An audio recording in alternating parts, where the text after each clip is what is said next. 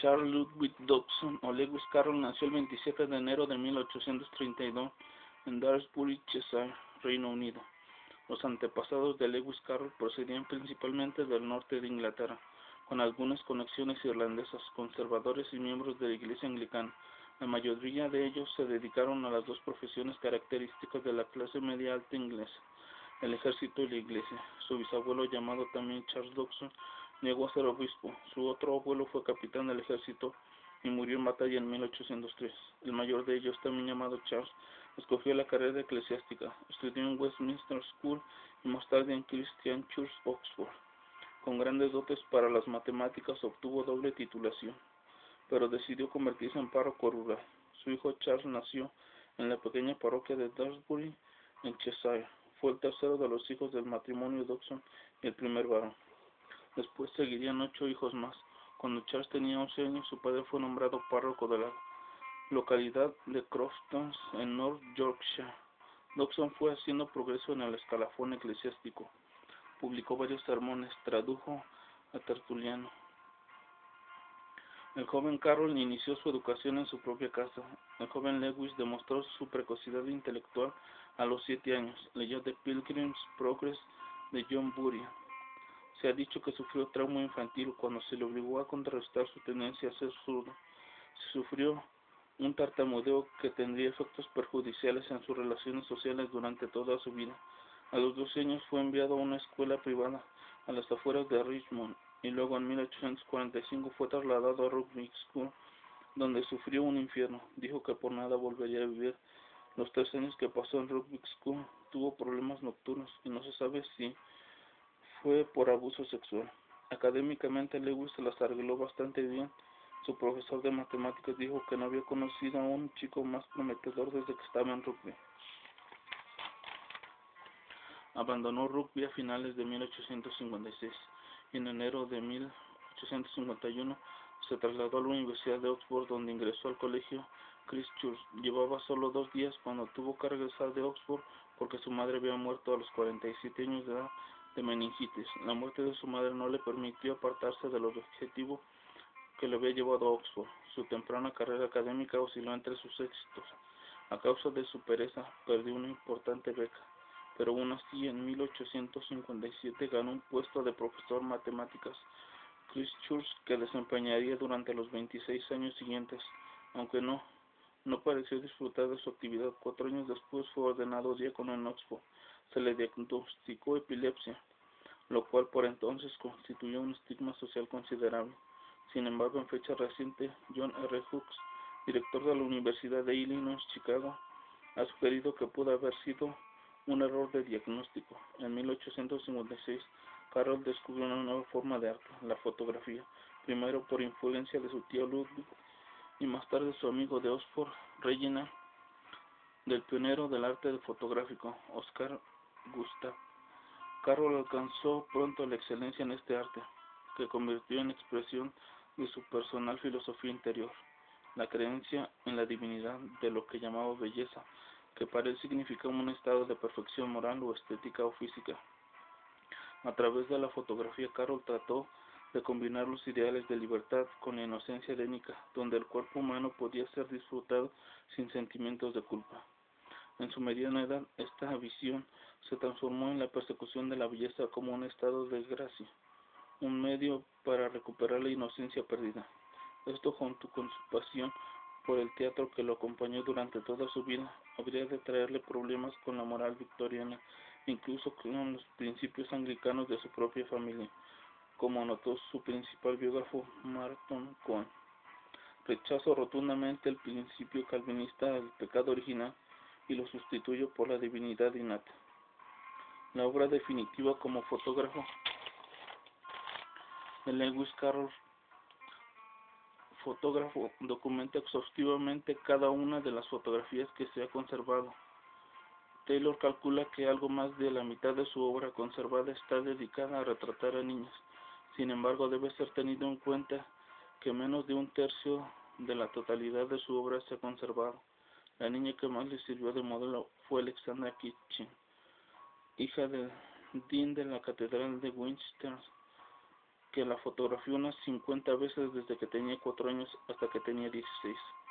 En 1880 intentó fotografiarla en traje de baño, pero no se le permitió. Se supone que Carroll destruyó o devolvió las fotografías de desnudos a los familiares de las niñas que fotografiaba.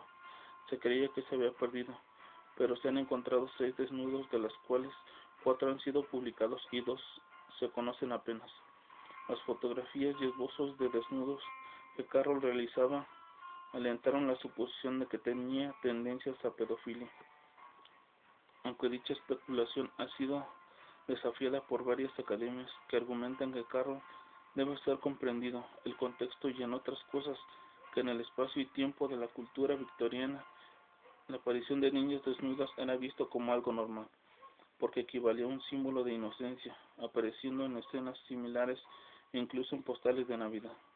También se ha argumentado que ha habido inconsistencias y manipulaciones posteriores en las biografías, lo cual contribuyó a lo que se le conoce como el mito Carroll. La fotografía le fue también útil como entrada a círculos sociales elevados. Cultivó también el paisaje y el estudio anatómico. Carroll abandonó repentinamente la fotografía en 1880. Creó más de 3000 imágenes y 1000 sobreviven al tiempo y a la destrucción intencionada. El registro de las fotos fue destruido. Su obra fue reconocida póstumamente. Es considerado como uno de los fotógrafos victorianos más importantes e influyentes. Carroll escribió poesía y cuentos que envió a varias revistas y que le reportaron un éxito discreto. Entre 1854 y 1856, su obra apareció en las publicaciones de ámbito nacional, The Comic Times, The Train. La mayor parte de los escritos son humorísticos, pero tenía un alto nivel de autoexigencia. En julio de 1855 escribió: "No creo haber escrito todavía nada digno de una verdadera publicación, pero no desees hacerlo por algún día". Antes de Alicia en el País de las Maravillas ya buscaba ideas de cuentos para niños que pudieran proporcionarle dinero, un libro de Navidad que podría vendérsele bien, instrucciones prácticas para construir marionetas y un teatro.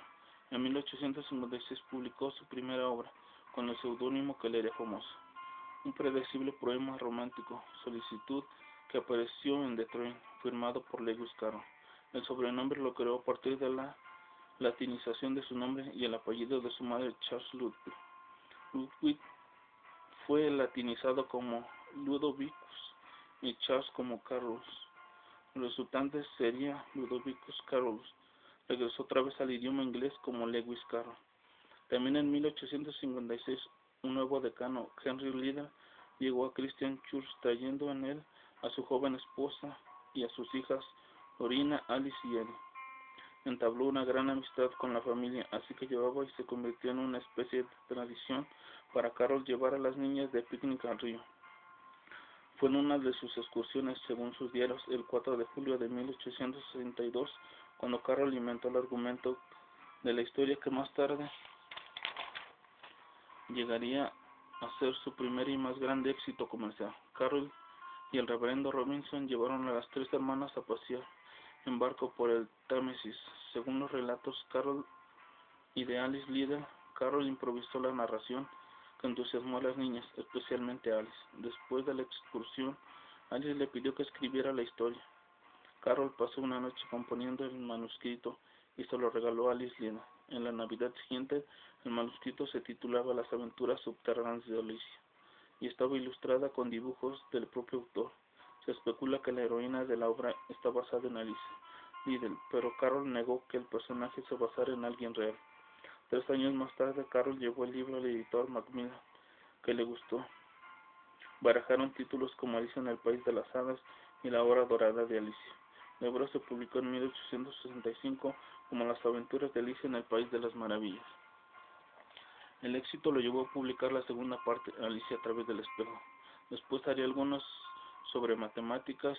Ha habido especulaciones de que Carroll consumiera drogas, aunque no existe prueba alguna. Otros historiadores dicen que utilizaba laudano, un analgésico para su artritis, y el laudano proviene del opio y produce efectos psicotrópicos. Algunos creen que las alucinaciones de Alicia se deben a sustancias psicodélicas. Carroll no terminó como sacerdote, así que Liddell le dijo que lo expulsaría del colegio, pero Liddell le permitió quedarse en la escuela. Tal vez no llegó a ser sacerdote, por su constante tartamudeo y pudo influir en la manera de dar sermones, pero en su última etapa llegó a predicar sin ostentar la condición de sacerdote.